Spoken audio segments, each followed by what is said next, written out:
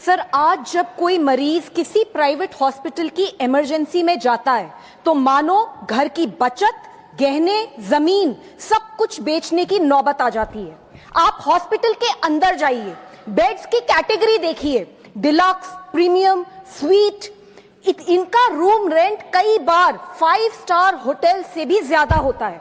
आपसे पहला सवाल पूछा जाता है, इंश्योरेंस है? जैसे ही जवाब हाँ होता है, मीटर चालू हो जाता है। कमरे में पहुंचते ही thermometer, disposable gloves, mask, sanitizer सब कुछ बिल में जोड़ दिया जाता है। हम डॉक्टरों के इलाज पर सवाल नहीं उठा रहे हैं, हमारी जिंदगी बचाते हैं, वो भगवान समान है। डायग्नोस्टिक टेस्ट बिल्कुल जरूरी हो सकते हैं, लेकिन कई बार हॉस्पिटल्स के दबाव में बढ़ा चढ़ाकर लिखे जाते हैं।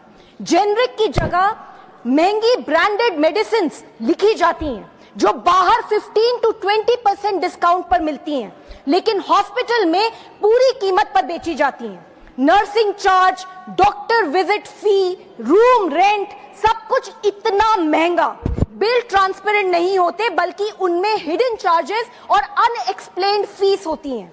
इंश्योरेंस कंपनियां भी इससे अलग नहीं हैं। प्रीमियम इतना बढ़ रहा है कि लोग पॉलिसी लेकर भी छोड़ने पे मजबूर हैं। ऊपर से कंपनीज छोटी छोटी बातों पर क्लेम्स रिजेक्ट कर देती हैं। नतीजा, हर साल लाखों परिवार कर्जे में डूब जाते हैं। सर, इस सेक्टर को रेगुलेट करने के लिए 2010 में क्लिनिकल एस्टैब्लिशमेंट्स एक्ट पास किया गया था, जिसने राज्यों को अधिकार दिया था कि वे मेडिकल प्रोसीजर्स की मैक्सिमम रेट्स तय करें।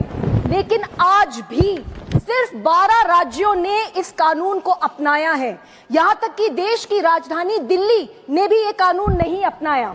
इसलिए सर, मेरी मांग है, नंबर 1, क्लिनिकल एस्टैब्लिशमेंट्स एक्ट को सभी राज्यों में मैंडेटरी बनाया जाए। 2, इमरजेंसी केयर में कानूनन इलाज पहले, बिल बाद में।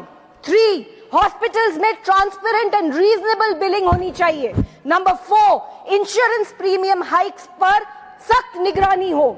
सरकार की जिम्मेदारी है कि प्राइवेट हॉस्पिटल्स में भी इंसान को इंसान माना जाए, कोई रेवेन्यू मॉडल नहीं। Sir, this is very important for the health of our nation. Thank you, sir.